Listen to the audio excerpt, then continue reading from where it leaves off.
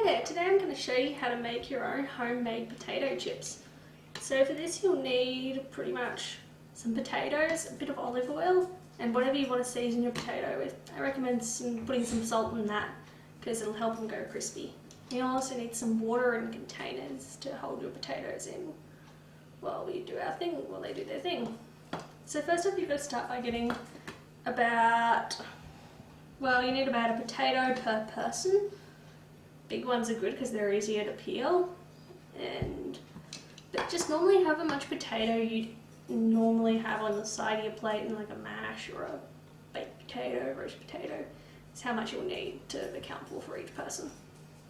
So you start by washing your potatoes if they aren't already washed, and then you've got to peel them.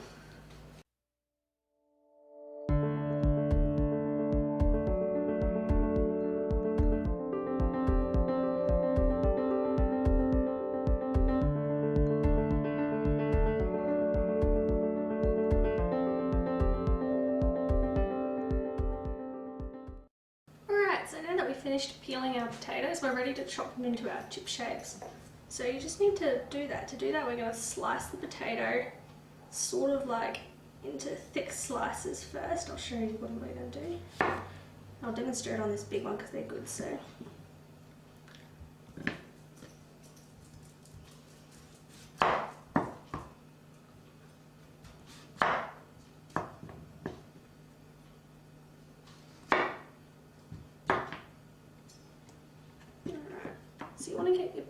you want to get your potato about that thick, so that's about 1 centimetre thick, and big slice like that. And I'll get these out of the way. You want to slice them into chip shapes, also about 1 centimetre. So it's about 1 centimetre by 1 centimetre. Like that, that's perfect.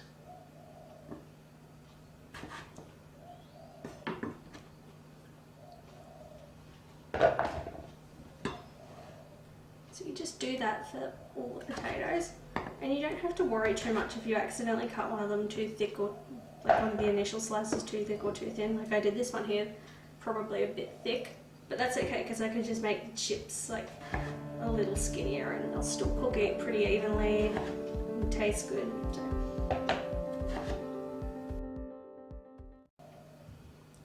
That's why it's easier when you've got big potatoes too, because you end up with stuff that actually looks more like a chip. So if you're serving them up to people who might be a bit fussy and, you know, a big fan of their store chips, then it's a bit easier to convince them that it is in fact a chip.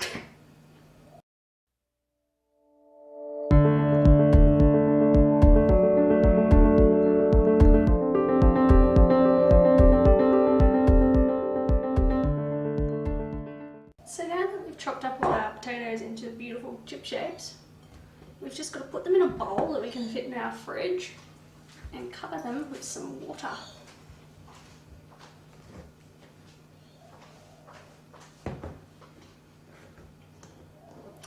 Alright, so the reason that you cover the chips in water is because it makes them release their starches, which makes them go crispier when they're in the oven.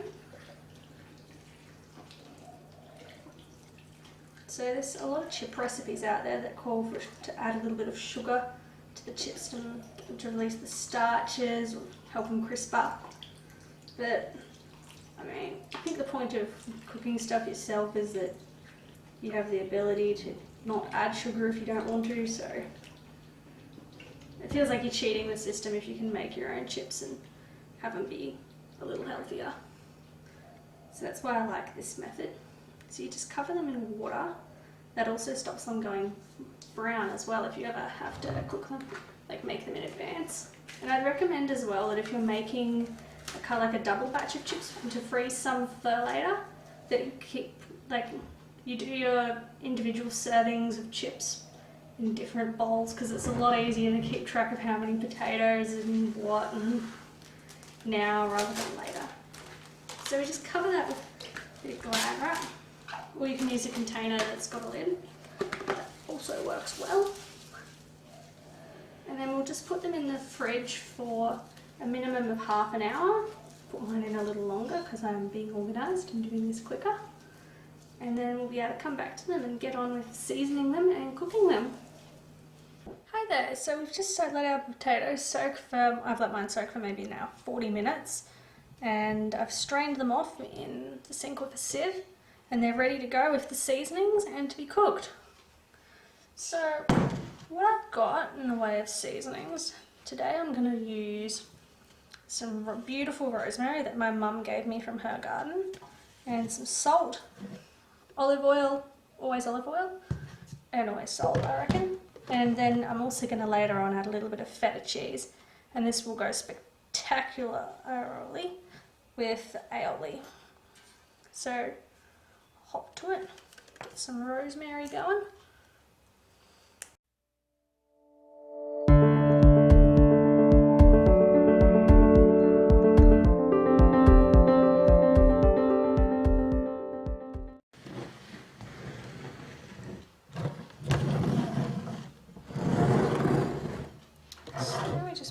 Drizzle a bit of oil over it. I think it's about 2 tablespoons. I like to just lug some oil over them.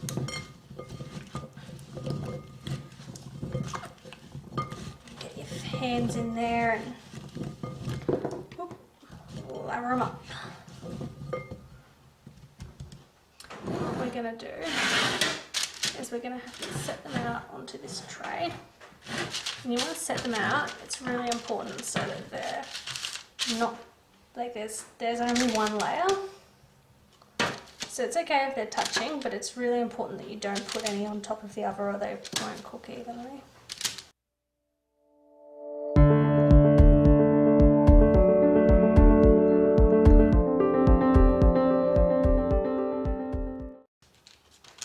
Alright, so now what you do, you'll notice you've got a little bit of oil left in the bottom of this bowl. So I like to just sprinkle it on again, because sometimes they lose the oil when you pull them out, and the oil helps them crisp up, so a little bit. Now what you want is your rosemary, so you just sprinkle that on.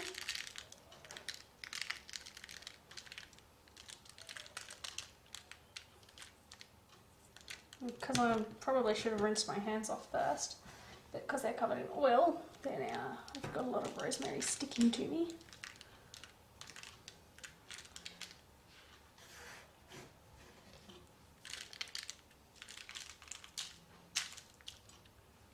Now for the salt, which will make them crisp up. So you just get your salt shaker, and for some reason I cannot find, there it is. Hole. Put it on the biggest hole, I don't know if you can see, but yeah. And you just gently hold an angle sort of like that, and just with the hole on the side, so the hole's like right there.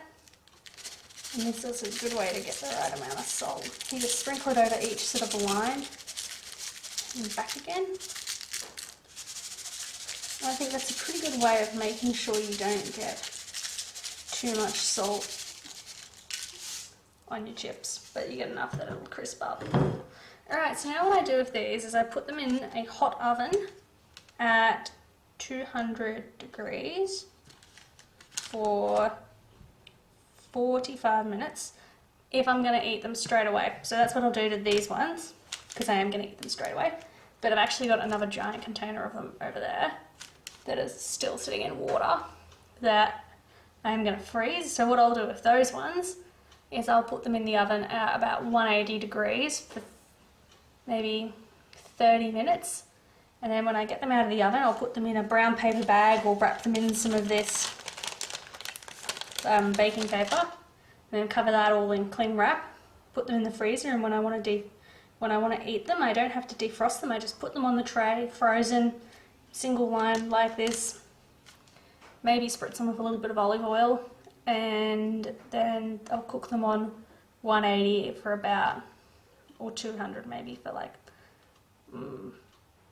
30-35 minutes, and they turn out good as ones from like fresh, and you've got all the convenience of a packet of the chips that you get from the shops then too. And like I said, if you do it in one big batch of chopping and peeling like I did, it's a bit easier. The only problem is that I have to keep those ones soaking until these ones come out, because I can't really fit that many chips in my oven on a single tray, so they have to take turns. But no, they're great chips, and I'll show them to you in a minute when they're all done. So our chips have been in the oven for about 45 minutes on 200, and I've just turned the oven off now, but we're not quite done yet because I like these with feta, and I'm very lucky because my wonderful mum has made me some beautiful homemade feta. So we're just going to crumble the feta over the hot chips, just like this.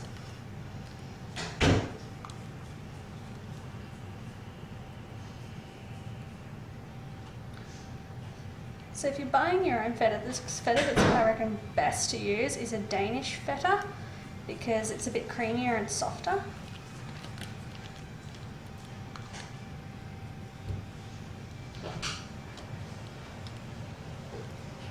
And the reason we're going to crumble this over the chips while they're still hot and then actually put them back in the still warm oven is then they'll melt a little bit onto the chips and still like stick to the chip. So find if you don't do that, then your feta just falls off your chips.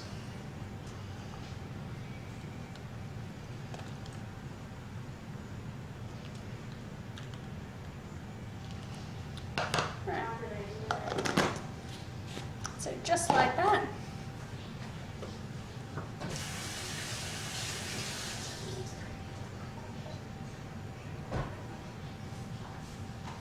And now what we do is we just put them back in the oven, and while in the hot oven, even though it's turned off, serve up the rest of the food, pull the chips out, the feta should have stuck to them by then, and then we serve up.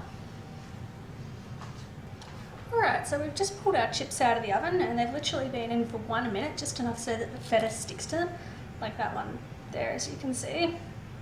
It's sticking, not going anywhere. And that is it. Beautiful homemade potato chips. And you can put whatever toppings you like on these. Like I also like paprika and Italian herbs. Maybe a bit of garlic in there too. And they're really tasty and they're easy enough to make. I guess they do require a bit of time, but that's why I reckon it's great if you prep up a big batch and then freeze them. But they're really tasty and they go really well with some aioli. So let me know if you've got any questions, and I hope you enjoy them.